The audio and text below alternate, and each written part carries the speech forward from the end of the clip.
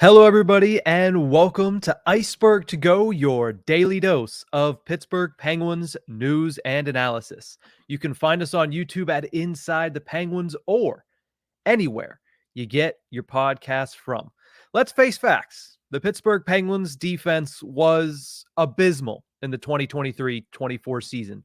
They ranked 20th in high danger chances allowed per 60 minutes. They ranked 22nd in shots on goal allowed in general, and they ranked 26th in expected goals against per 60 minutes. It was not a stellar performance from the blue line or the team defense in general. And that is coming from a team that was built for their entire bottom six to be defense heavy. And yet they still weren't able to stop teams at all, right? I don't have the exact number, but they had to have ranked among the worst in odd man rushes allowed as well. So their defense, let's again face facts, was not good last season. However, I will say Kyle Dubas is limited on what he can change, right? Chris Letang, Erik Karlsson, Marcus Pettersson, not going anywhere. Pettersson has 1 year left on his contract, and he was the best defensive defenseman this team had basically the last 3 seasons combined. So you're not going to send him anywhere. Erik Karlsson, you just acquired him. He has a $10 million cap hit, not to mention a full no movement clause. So he's unlikely to go anywhere. Not that the Penguins are even interested in shipping out Erik Karlsson after 1 year. And Chris Letang is Chris Letang. We just know that he's not going to end up going anywhere. To discuss it any further than that is just to waste one's time. So those three not going anywhere. It is going to be difficult to impossible to move on from Ryan Graves. 5 years remaining on that contract, $4 million plus, coming off of his worst year as a pro. It's going to be near impossible to move on from Ryan Graves. So there's 4 of 6 already. That leaves just 2 spots.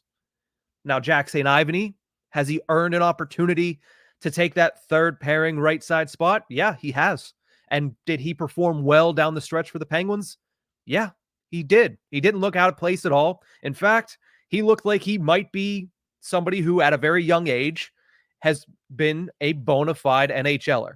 He looked experienced on that third pairing. Did he make mistakes? Yeah, but at the end of the day, he looked very good. So there's 5. And then this from earlier this week. Penguins insider Josh Yohe believes that there is a chance P.O. Joseph could be back as well. This is what Josh Yohe said in the Athletic article where he went and broke down this offseason player by player in certain tiers. Talk to anyone in the front office, and they'll very quickly let you know that they loved his game down the stretch. Does that mean he's in Pittsburgh to stay? Does it mean he played well enough that the Penguins could trade him? Joseph plays well with Letang, which is no small thing. Letang is hard to play with. If Joseph and Letang are the answer on the second pairing, which is difficult to assess because Letang wasn't himself at the end of the season, it would allow Karlsson and Pettersson to stay on the top pair together. All of a sudden, the Penguins' top 4 would be set, and if you were Dubas, you could exclusively focus on your forwards this summer. There are things that I agree with in that statement from Josh Yohe. There are things that I disagree with in that statement from Josh Yohe. The biggest thing I agree with is the Penguins do need to fix their forward core. They need to find an identity and make it so it is 4 lines that mesh well together and that can play a similar system and style together. That wasn't the case in 2023-24. So being able to focus exclusively on the forwards, not a bad thing. Putting back the same defense and bringing back P.O. Joseph would essentially say you're bringing back the same exact defense. That's not something that I would like to see from this perspective. I'm anti-run it back simply because the Penguins defense was poor this year. You see where they finished in goals allowed. It was much higher than they should have because of the performance from Tristan Jarry and Alex Nedeljkovic in the early portions of the season. You saw what happened as soon as Tristan Jarry started to struggle. The team results started to fade with it. Their worst stretch of the year came around the NHL's trade deadline and leading up to the NHL's trade deadline when both the defense was as poor as it had ever been and Tristan Jarry was unable to bail him out.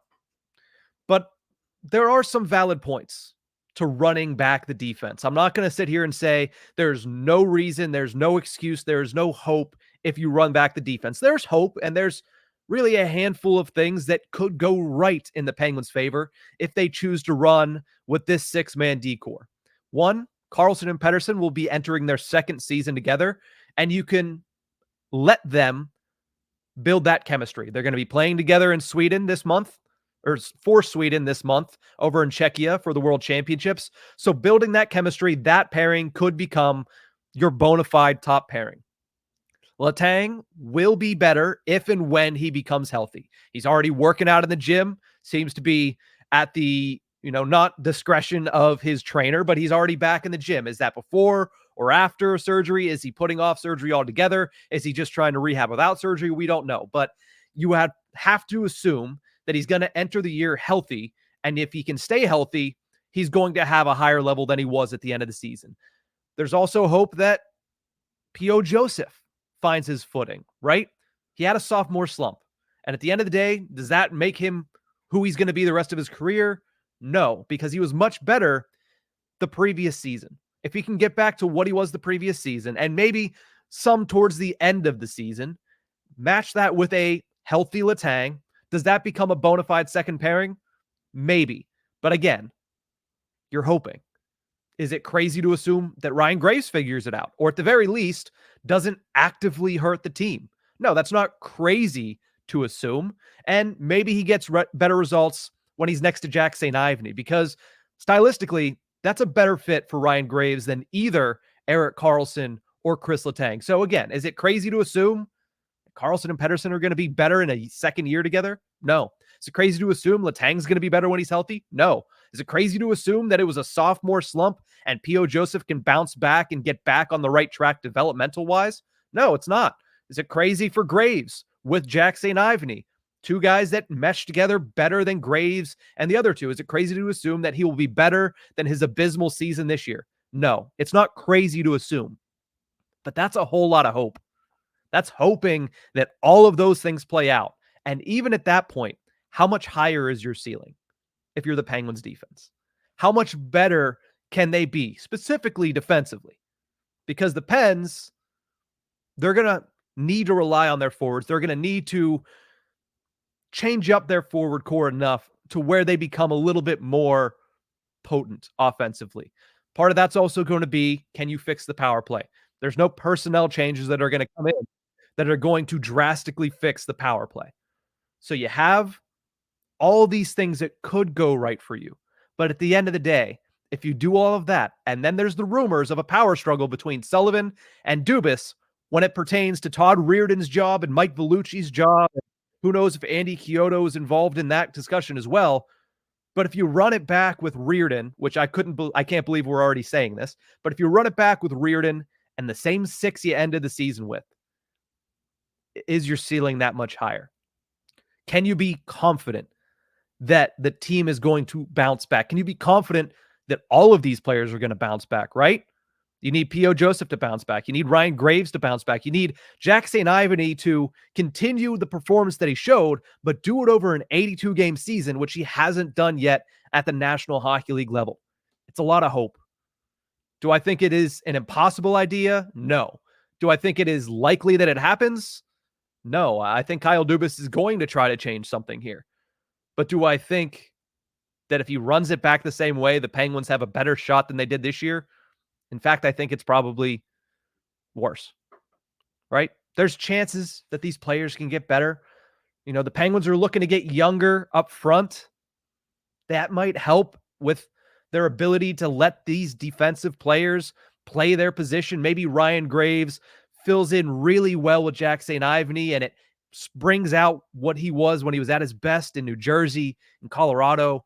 But at the end of the day, this year, they weren't good. 5 of the 6 of these players played the majority of the season at the National Hockey League level. P.O. Joseph struggled to stay in the lineup most of the time. Are you really willing to go into next season, a do-or-die season, which it's going to be until Crosby retires? Are you willing to go into a do-or-die season with P.O. Joseph penciled in as a top 4 defenseman on your team? Personally, I'm not. I'm interested to see how Kyle Dubas addresses this. I'm interested by the report of Josh Yohe saying, man, the Penguins were really happy with P.O. Joseph's performance down the stretch. and it's not out of the question that he comes back. I was shocked to see that. But at the end of the day, the Penguins defense was bad this year. And that was with a bottom six that was tailored to help the defense at all costs. I mentioned it earlier. The Pens are looking to get younger on the forward side. With that comes mistakes. And with that comes less defensive aid from the forward side of the puck. So if you have less aid from the forwards and you run back the same defense core, I'm not exactly sure why I would expect or hope anything to be substantially better than the 20th, 22nd, and 26th ranked defense in three very important categories. I just don't see it. So if they run it back, and from the looks of it, it's not going to be hard for them to run it back because 4 defensemen are probably already locked in. A 5th one deserves to be in there in Jack St. Ivany. And the 6th one I thought was going to be an easy, let them walk, see you later. But P.O. Joseph doesn't seem to be quite out the door yet. It's interesting. I mean, it's going to be a hectic summer for the Pittsburgh Penguins from all accounts and all positions, but the defense is one that certainly going to keep a close eye on because it was far from good enough to be a playoff team, let alone a Stanley Cup contender in 2023-24. And if they run back the same group, it's just a lot of hope that they can all improve. And I'm not exactly sure that I share the same hope that the organization does if they end up doing that. But that's going to do it for this episode of Ice-Burgh To Go. You can find us on YouTube at Inside the Penguins, or you can check us out anywhere you get your podcast from. We'll be back tomorrow with a full episode of the Tip of the Iceberg podcast. Thank you guys so much for tuning in. We'll see you next time.